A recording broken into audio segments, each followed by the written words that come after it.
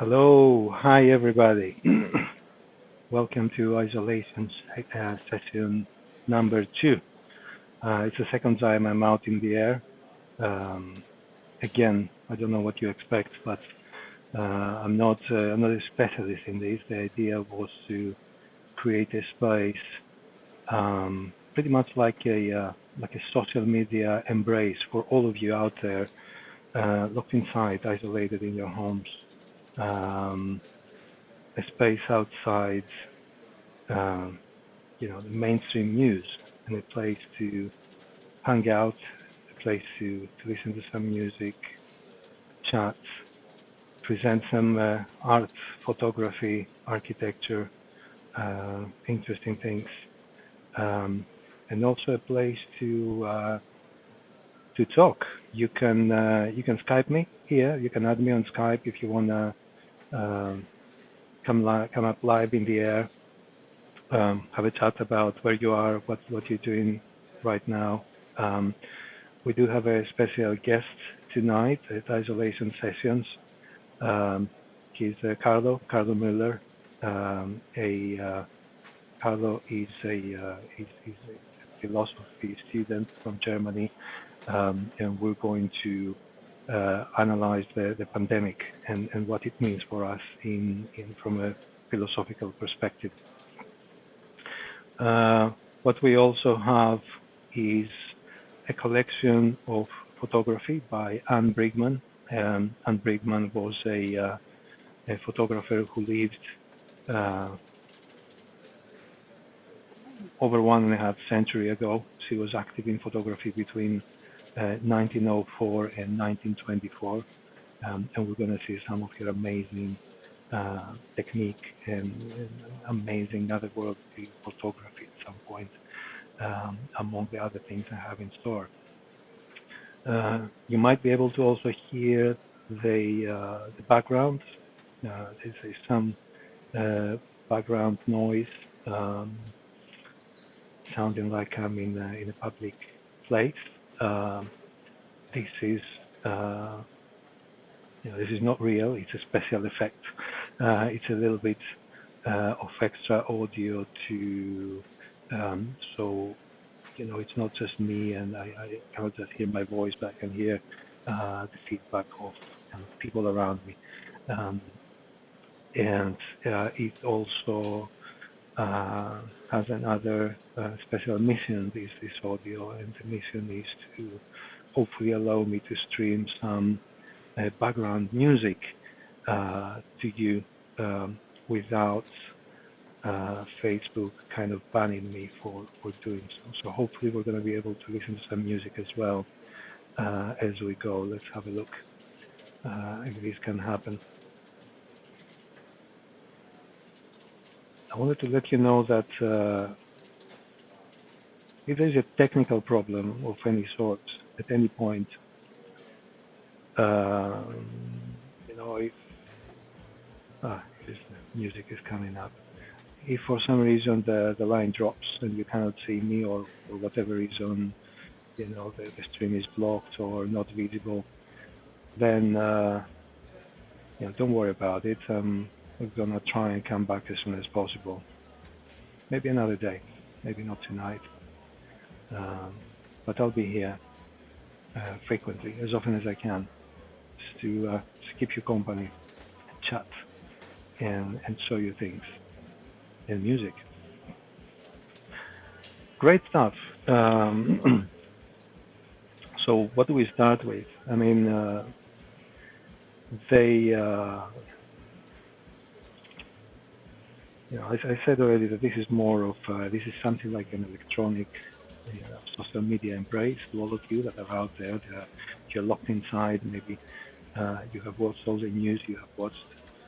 You have done what lift shopping you have done. I don't know how things they are where you live, how things are exactly now. But here in London, there are some shortages of basic things, and supermarkets feel weird, and people, on the streets are very gloomy, and rightly so, with what we hear. Um, that's right. We heard the kind of sad news from Italy today. too many deaths, too many people affected by this. Um, my thoughts are out to you. My thoughts are out to everyone around the world who's affected by this terrible epidemic. And I'm going to be right here to try and instead of talking about it, try and take your mind off it a little bit as much as I can. Um, One of the things that has come to my attention is that this kind of thing that's happening right now perhaps is an opportunity for a bit of spring cleaning. For example, spring cleaning of your mailbox first and foremost. I mean, I've been receiving tons of messages from companies, organizations, businesses I've registered with over the years. Everybody's kind of presenting some sort of policy that has to do with COVID-19, some kind of change in their approach, in their strategy, etc. And that's all good and fair, but it's also given me the opportunity to kind of delete a lot of this, stuff that has been kind of lingering there in my inbox. So it was a little bit of a reminder, and I have a little bit more time in my hands, and I've used the opportunity to do some spring cleaning of the inbox. So all these people that are kind of messaging you with policies that you haven't heard of for several months or years, etc. Um, from them, just take the opportunity to kind of delete, rewind, clean your inbox, and um, just keep it tidy and keep kind of focused and not have all this kind of spam coming through your inbox. It's a wonderful opportunity. Uh, Another thing I've heard and kind of struck me real oddly,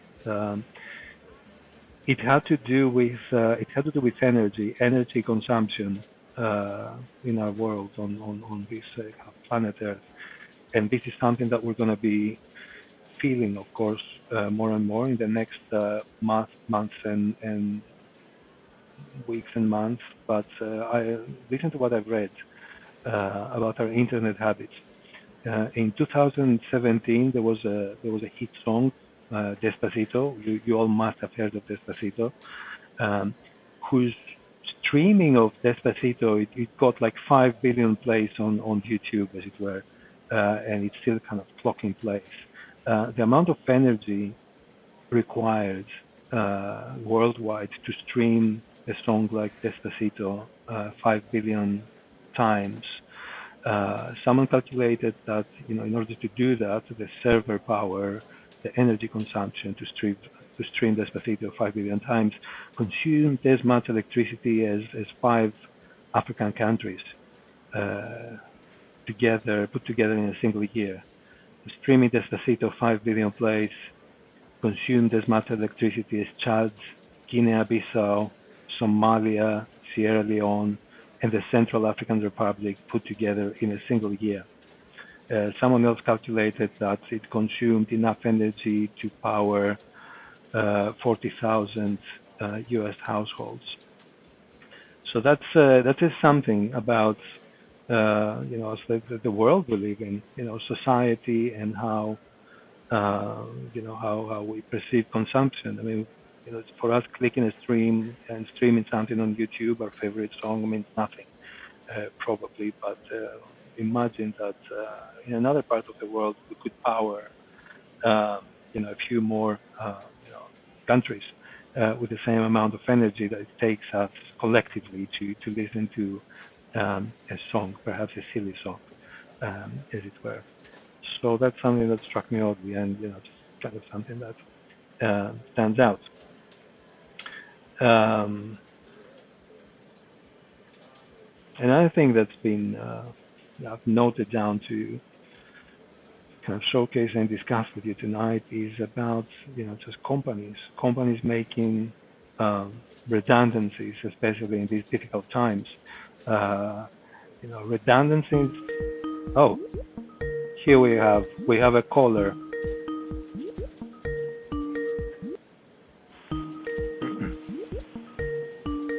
Let me get that. Hello, Carlo. Is that you? Yeah, that's me. Hello. Good evening. Hey, hi, good evening. Let me kind of patch you through to just give me a minute. I'm just going to patch you through. Wow, did you see that? So we have Skype. Sorry, I'm kind of, I'm kind of new to this, but here we go. And you are, you're live, Carlo. We can hear you. Check, check.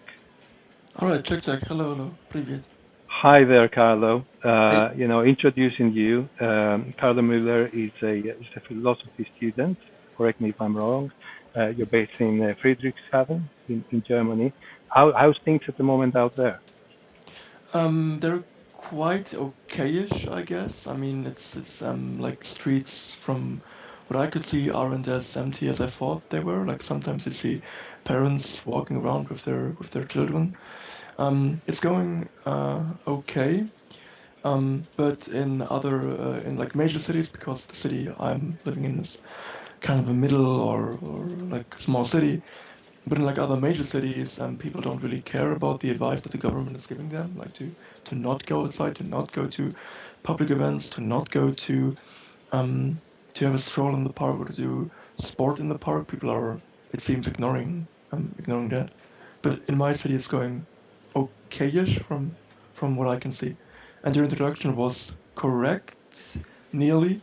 I don't study. I mean, I study philosophy, but I don't study only philosophy like the other. My minor is Russian literature and the Russian language and the whole Slavic literature. Slavistics, it's called, I guess, in English. So yeah. Sorry, I got that wrong. First of all, I always thought you were majoring in philosophy, but it is relevant, I suppose. What does what do your studies have to say, generally, and your knowledge about what we're going through at the moment? I mean, is there any wisdom? Is there any scientific approach, any philosophical methods that can help us cope with what mankind is going through in the last few days? This has been unprecedented at such a global scale. There has been, of course, there have been disasters in the past. There's been kind of global wars. Um, but I guess I'm going to say to something that Angela Merkel said yesterday, that this is a challenge, and not only for Germany, as she said, but also for mankind. Since that we haven't kind of faced such a challenge since the end of the Second World War. So what does philosophy and what does your studies have to say, about what we're going through? Is there any wisdom we can uh, kind of bring in into this discussion from you? Well, from my personal, like the things that I study in university, right now, they maybe won't give us big advice. At least, I mean, I just finished my first semester, so there won't be that big philosophical topics there. Um, but what I can bring on my own, or like from the Slovene philosopher Slavoj Žižek, um, he once said that nowadays it's clear. He once said it's clear that our current society, or that market economy as we're having it right now, um, and this is only getting not estimated. This is getting more and more clearer um, since we're having this virus, since public life is coming to a little bit of a slowdown. Um, that the system we're having right now isn't enough, that we have to need something else. But the question nowadays, or the problem nowadays, is that we don't really know where we want to go. I mean, and this is, I think, just getting clearer through this virus, since we're now all at home. We're not really going out. We're not having those many distractions, I guess. Because if the life would go normal, we would maybe go outside. We would maybe go to a bar. This is not possible, at least in Germany. It's not possible to go to a bar because they're all being closed down. Um, we have all these distractions, and I think now is the perfect time to think about the current situation we are in, and to anticipate what is coming next. I think those are like the main Very good. the main things we can do nowadays in the Very, situation we're in right now. very good. Very good. That's very, very good observations, these two. And of course, Zizek has been very vocal recently. I've watched him online, taking pot shots to, to capitalism. And of course, he's a very astute philosopher. He wouldn't leave such an opportunity go, astray, to do that. And of course, it is a discussion that he has had before, about what comes next. If this is the end, indeed, of capitalism, that I don't know. We don't know, but it is certainly a very and I hope that this is not going to turn into a very political discussion, because it's going to be a very long discussion. Um, but certainly this crisis has caught us all by surprise, and there is a very kind of telling inability of the system that we've all kind of live in, a system that is requiring us to pay taxes, work harder, build companies, organizations, build kind of pensions, pay for healthcare, that at the end of the day, a seemingly kind of little unknown but little virus is bringing the entire society, the entire world, indeed, in a grinding out, and we don't have enough hospitals, and there's hundreds of people dying every day in kind of Western European countries with excellent healthcare facilities. So whatever we thought we had until now, it's obviously not enough. And this is, this is even the kind of simplest observer, such as I am, for example, can glean out of the situation. So Zizek and other philosophers, and us as everyday philosophers, we can all but, just question ourselves: what will come next? Is there a solution? Is there a different kind of philosophical thought, or a different way of life that can show us the way? And how do you think, perhaps, that our life will change? What should we change going forward when all of this is over? What is going to remain behind, and what are we going to take with us? And what new are we going to bring into this world, in the light of the epidemic? This is a very interesting question, which I guess I'm not that qualified to give a really good answer to, but I can just give you my ideas about it. That's all I want. Perfect, perfect, Tim. Perfect. Um,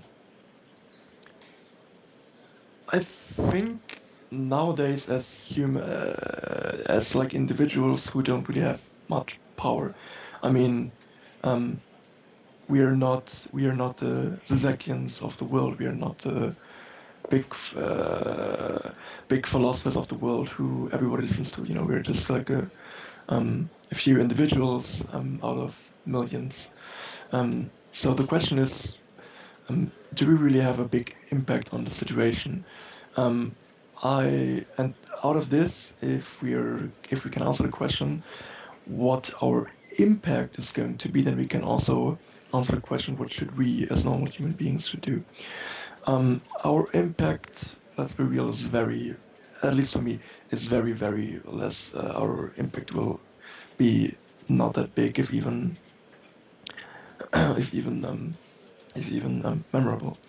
So the thing that we as normal human beings should do is, first of all, very, very basic things. Like, for example, a thing that I've seen that's been very, I guess, very trending on social media is that many people try to play down this virus and say that, oh, it's not so bad. You have tuberculosis, and many more people died of that, of this, than of the coronavirus, which from what I So can. what do you mean? Do you mean that we should bury our head in the sand? I mean, that's very easy to do. That's surely not what is required here.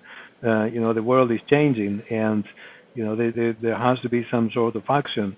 And of course, it's not for tonight. Obviously, to put you in the spot over something like this, but to put it simpler and in a less perhaps philosophical way, and perhaps in a more kind of day-to-day a kind of observation. What do you think is going to change in your life the day after the virus? I mean, is your life going to change in any discernible way? Are you going to stop doing something and doing something new? Are you going to stop believing in something because you have lost your faith in it? Are you going to find new faith in something else, perhaps as part of this process? What is going to change in your life and in the way you yourself view the world in a perhaps less philosophical way, but in a more kind of direct, just kind of personal way? How do you think that this is going to change you? At first, will in a very naive way, it will first change my view on the on the normativity that I used to expect things. Like it was very normal for me that I could go to a shop and that there was food there. That you if you want some toast, then you just go in the next store and get it. And this has been drastically changed nowadays. The last time when I was uh, going to the next supermarket, I didn't found any toast on the shelves, and this is something that was very unprecedented to me. And this is a very naive observation, obviously, um, but this is something that I try to not take it for granted now, because now I see it's not really it's not granted that you have this this Abundance. always. Yeah, Yeah, yeah, yeah, absolutely. yeah. This abundance is something that, of course, it has struck us all oddly, and I sympathize with you. Some of these, um, some of these kind of visuals of empty supermarket shelves and, just people kind of scrapping for some kind of frozen food and a few cans of beans, etc. Perhaps it's something that we have associated with different places that are not in the West. We have associated with, perhaps with the fall of socialism. We have associated it with Africa and faraway countries and, countries under a kind of some sort of martial law, or in countries that are suffering from war and famine, etc. And now we see a little bit in our everyday life. We taste a little bit of that medicine too, that we thought it was reserved for other people. And I think it's a very, very telling observation that yes, this is, I mean, the first and foremost, all of us kind of armchair analysts and politicians or philosophers, that we usually watch these things on TV and think that this is something that is happening somewhere else in the world and not to us. Now I think it's about time to get a kind of taste of reality, a heavy dose of reality. That this is something that it has happened. It has caught us by surprise. It may happen again and again. And I guess as a parting comment, I don't want to keep you up here for kind of too long. Um, I guess in my mind, one thing is going to change is definitely going to change the way um, we conduct our day-to-day lives, especially when it comes to the bloody supermarkets and our consumer habits. I'm absolutely certain of that. Um, Thank you very much, Carlo, for being with us here tonight, and I'm looking forward to host you again on another occasion. All right. Thank you very much for having me on. Thank you very much. Good night, mate. Good night. Very, very good. And that was Carlo from straight from Friedrichshafen in Germany, giving us an idea about what it means to him, this change. And by all means, I mean, you guys, that are still kind of lurking out there. I can see a few of you. By all means, kind of come in, dial in if you like. Here's my Skype. It's you can see it down there, and you can try and give me a call and give me your opinion, or you can just listen to me kind of ranting on. I can see Lucia's message. What is she saying?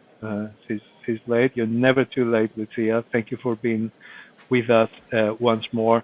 How many bitcoins produced? I suppose this is in relation to what we were saying earlier, that Despacito streamed 5 billion times, uh, has kind of consumed enough power to that could power 5 African countries in 1 year. Wow, that's depressing. It makes me forget a little bit what the rest of the world is going through.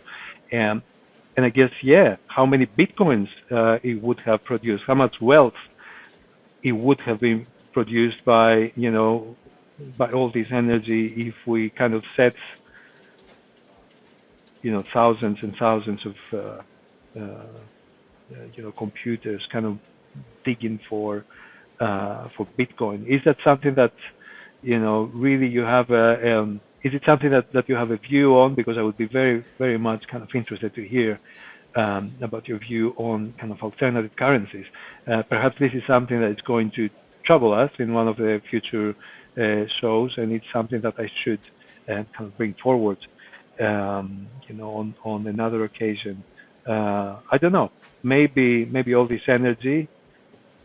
I am absolutely certain, rather, that all this energy would and could have been used to power something much more useful for mankind, rather than a silly song.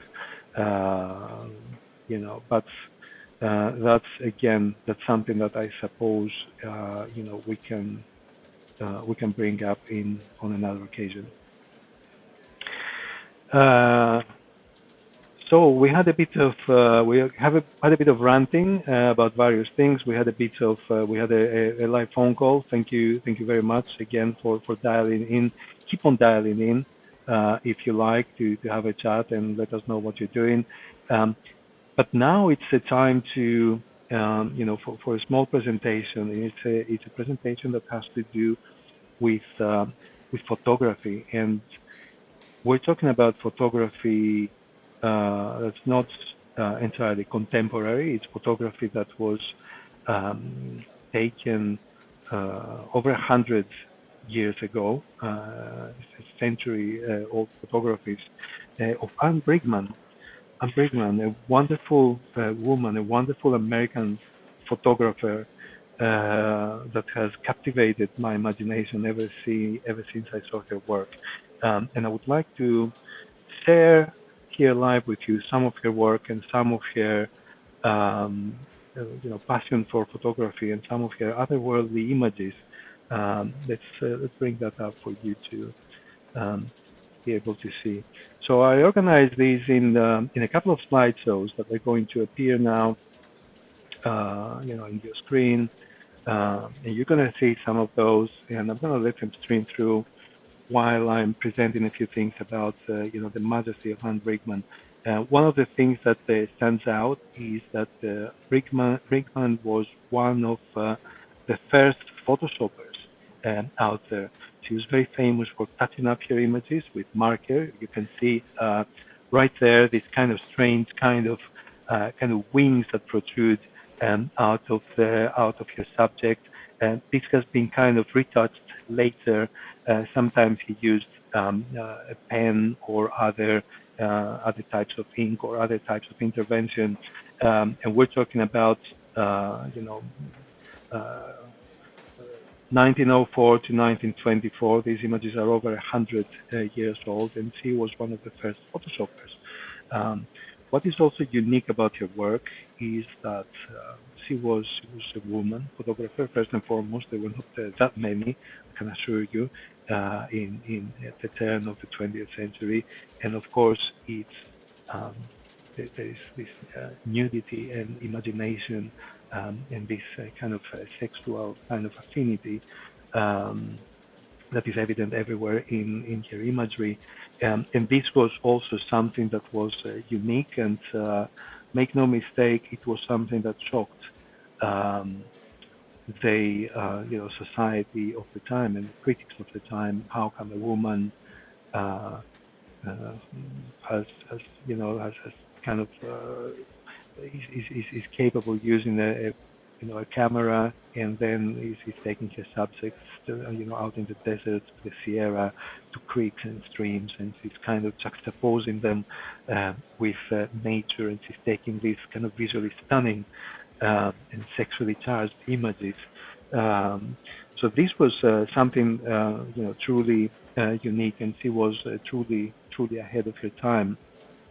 I would like to read a little bit about her, just to make her work, just kind of flesh it out for you a little bit more than what I know about her. This is from and it's a presentation. It's like the exhibition catalog from an exhibition that happened in Oakland, the Oaks Gallery in November 1974. So that's a very, very old exhibition catalog. And there's a preface here by Therese Heyman, who wrote a few words, a foreword, an introduction, so to speak, to the work of Brigman. And it goes like this. She says that for some 20 years, from 1904 to 1924, Anne Brigman devoted herself to photography. During that time, she did not continue her interest in color, drawing, or the arts that she had done as a child in Hawaii, but instead reached out to give expression to a yearning for freedom, which she found to exist in the wild, unknown, and uncrowded stretches of mountains in the Sierra. For her contemporaries, her work of the 1903 to 1913 decade gave evidence of a new note in photography, and taken together with the aims of the photo secession movement of Alfred Stieglitz in New York, gave promise of a lasting contribution to photography. Brigman's work did not continue to change and follow the lead of other new styles in photography. While she did eventually move her subject from the mountains to the sea and sand, she did not, as many others did who met in her studio in Auckland, work with straight images in what was to be called the F-64. Instead, she changed her direction by changing her medium and began to write poetry. Anne saw herself as a creative person, not necessarily limited to one method of expression. This is amazing. I'm going to show you some more of her images. See some of the methods she used, and some of her work is simply stunning. Brigman's work today seems ahead of its time in its deep concern for the mysterious ways in which the human form can grow from the basic shapes of nature, as embodied in a tree or a stream. Yet the way she accepted the pagan sources for natural events, spirits, elves, gnomes, and the like, is beyond us to know or understand. Despite the contemporary quality of her concerns, the look of her work seems unacceptable today to whole generations of photographic leaders. Soft focus lenses, ink processes, touched-up prints have all been an anathema, and Brigman's work has fallen into an ignored group which has been overlooked both because it's out of style and because its author never recounted and made other work to continue her reputation. Anne Brigman's interest in photography was concentrated on a range of emotion, illustrated in the works Cleft in the Rock, The Bubble, The Quest, and Ballet de Mer. What she did with conviction and passion, and with a surprisingly early awareness that her life as a woman was involved in her search for freedom. Why, she asks, should I seek the artificial atmosphere of a court to secure a legal freedom from my husband, when my soul is free without that relief? My pictures tell of my freedom of soul, of my emancipation from fear. This is her own words. This is truly a beautiful photographic sequence from Anne Brigman, who has photographed for a quite kind of brief period in her life. That's between 1904 and 1924, but she left an indelible imprint in the history of photography with her passion, with her technique, and of course with her beautiful, beautiful images that we see here. And this is something that has also kind of amazed me, how this type of photography, a little bit eccentric, a lot kind of shocking, all these kind of nudes and these kind of strange titles for her work, the Hamadryads, the Babel, quests, all this all kind of very mystical. Some other works are called Source, Minor. It's all truly amazing, and there is an image of her. It's kind of holding some flowers, standing outside the porch. Anne Brigman, wonderful, beautiful. So we have another 20 minutes on the live stream. Again, if you're still out there and you're kind of holding on, I'm more than welcome you to kind of give us a call, catch up, tell us how you're doing, tell us how you're experiencing this, um, uh, this kind of dreadful situation we are going through, and help me forget a little bit, everything that's happening around me. Uh, I have to tell you that here in the UK, things were very slow uh, to begin with. The schools have not even closed yet. They have not shut down. They said, the government said today that they're going to shut down the schools on Friday, which, in my view, it's too little, too late, and much, much slower than what has happened in the rest of the world. Um, in the meantime, and this is something that also Carlo touched upon earlier, there's something schizophrenic happening. On one side, you see people um, kind of seemingly not caring, taking their children to school, going on about their daily lives, not deploying distancing measures, not be kind of being a little bit careless, kind of sneezing and coughing in public places, and congregating and attending, kind of live concerts, as I saw, earlier. There were kind of 25,000 people attending a concert, the Stereophonics or whatever in somewhere in Scotland, if I'm not wrong, and that was truly shocking to see such a kind of pool of infestation for such a dangerous disease such as this, in the name of Saturday night entertainment, and that makes you think. And on the other hand, on the corollary of all this, you have people. These are the same people that are going to go to the concert and they're moaning about going to the pub and not being able to go to the pub and not be able to go to the theater. They're the same kind of people that at this moment, they have stockpiled in their homes, stacks and stacks of toilet paper. They have emptied the entire frozen sections of every supermarket there is. They have emptied pasta. They have emptied all the kind of, just paracetamol and cleaners and all these kind of, uh, just all these kind of things that ostensibly, or apparently people think that they're going to, I don't know what they're thinking. Are they thinking that they're going to make them, if they're stockpiled, they're gonna live perhaps a little bit longer. They're gonna protract some sort of kind of hunger. Are we gonna go hungry? Um, in a month or two from now, and this is why they're stockpiling, so they can perhaps outlast some others, less lucky or less panicky. So this is not a dodgy cough, I can assure you, not yet anyway. It's from the incessant talking. But this shows, some sort of kind of schizophrenia that is rampant around London, and I'm sure in other countries as well. You have people, at least a segment of the people, that still have not realized that, yes, this is serious, but yes, there is a way to combat it, and this is, don't panic, don't panic buy. There's going to be plenty for everyone, plenty to go around. There are supply chains, there's kind of production out there. I'm sure there's plenty of pasta to go around and plenty of food for everyone, plenty of loo rolls and toilet paper. Just you having stacked,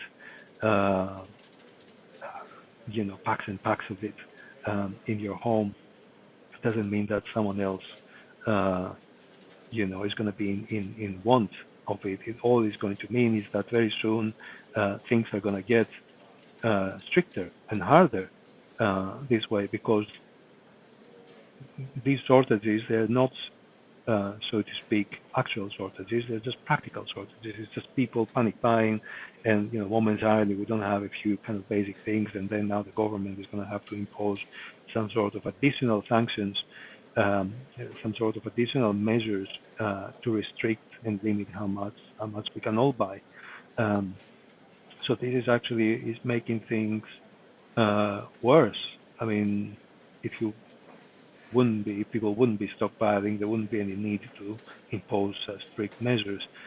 What there was, what would definitely be needed and is still needed is for people to try and stay inside, try to socialize less.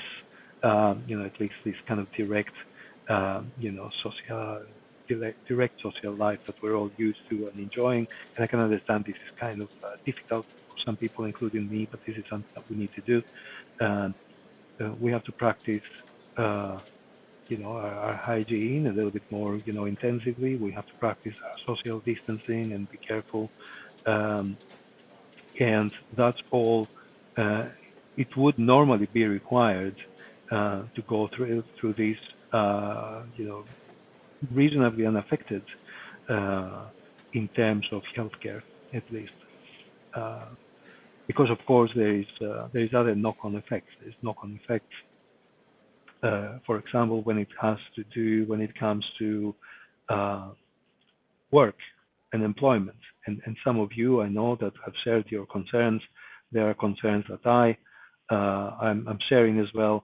Um, and quite honestly, the way I intend to cope with all these is, um, I'm going to try, of course, speaking on a personal level, is I'm going to try to transfer my business to to online. As you may or may not know, I'm a tour guide currently. I perform guided tours, and I perform uh, longer international tours abroad, and guided tours here in London that have to do with history and architecture and obscure and weird stories and histories.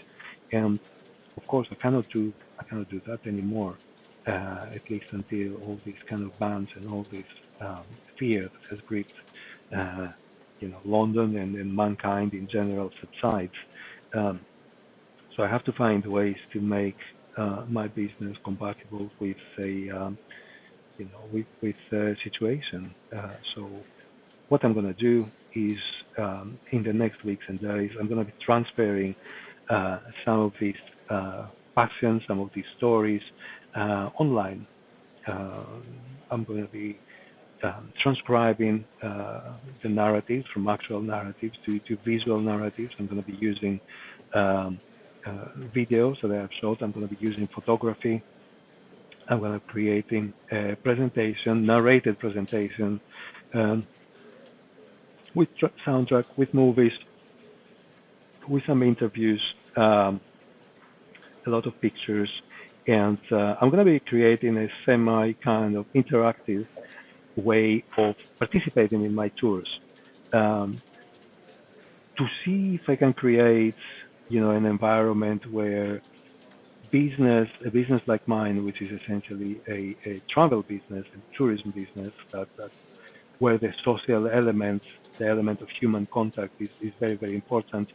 Um, See if there is any way to um, transfer it uh, to the airwaves, transfer it to an online presence where people can derive the same kind of, pleasant surprise, they derive, and the learning, and the joy of kind of visiting a city or visiting a country and listening to an alternative history, a different narrative, uh, and see if I can transfer this kind of excitement online.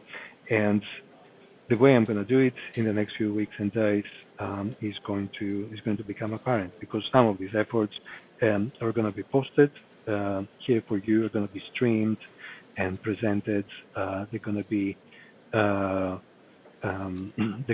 of course, turned into videos and presentations that you're going to be able to have access to through my uh, channel, through my YouTube channel, my social media, Facebook and Instagram, and you will be able to participate uh, as directly as possible to these experiences that I have created in the last 2 years. Um, am I doing this Am I going to be doing this for a fee? I'm not going to be doing this for a fee. I'm going to be doing this as an experiment, as it is now. I think that's little can replace the direct contact, the direct communication uh, that is there when one is performing a tour, or when someone is performing a walk, or presenting a narrative. Um, Nothing can replace that at the moment, or can it? Because part of this experiment is um, tapping into ways, and looking into solutions of how this kind of personal contact and the way we use our senses um, is something that we have to look beyond, perhaps in the future, when we have to learn to do this from a situation where we're isolated and not all of our senses can be directly stimulated. Um, think about an alternative mode of tourism that is suitable for people, for example, that have um, some kind of moving difficulties, for example. They are less mobile than the rest of us, and we are becoming such as people now. We do have difficulties in moving around freely, and that's it's very important to start understanding and seeing the world in these terms. Um, so what do we do? How can we create experiences and tours that are more accessible, um, to uh, to a wider kind of range of people, and especially since we are kind of getting, kind of forcibly perhaps into the shoes of people who have certain restrictions, limitations in the movement. Um, and of course, just limitations of movement is not the only thing. We have people with other difficulties also. We have people who are blind, perhaps people who are deaf. Um, so they also have some sort of, very powerful emotional experience when they travel.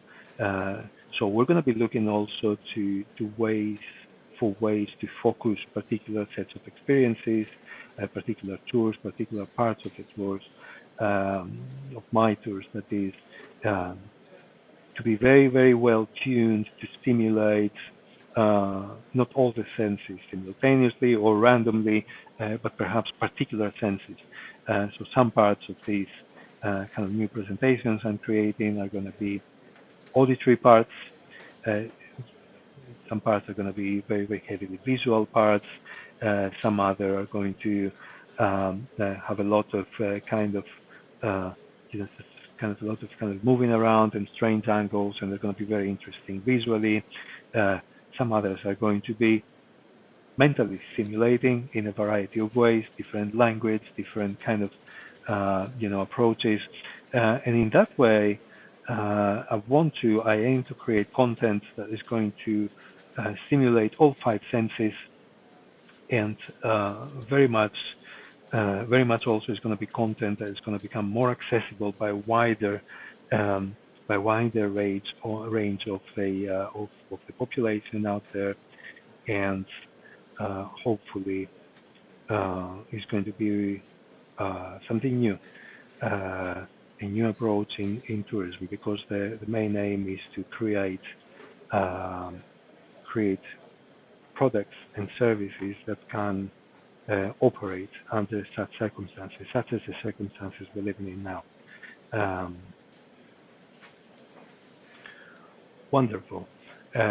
With that, and I can see that there is, still a few of you, out there, kind of still watching. I hope that you have kind of enjoyed this, more or less, this presentation, this kind of incoming phone call. I promise to you that the next sessions are going to become more and more interesting, more and more visually stimulating in many ways, and more and more interactive also. And I hope that you will be here with me to enjoy that as well. With that, I want to bid you good night for tonight. Thank you for joining isolation session number 3, and number 2, and roll on isolation session number 3 in a few days from now. Cheers, and see you soon.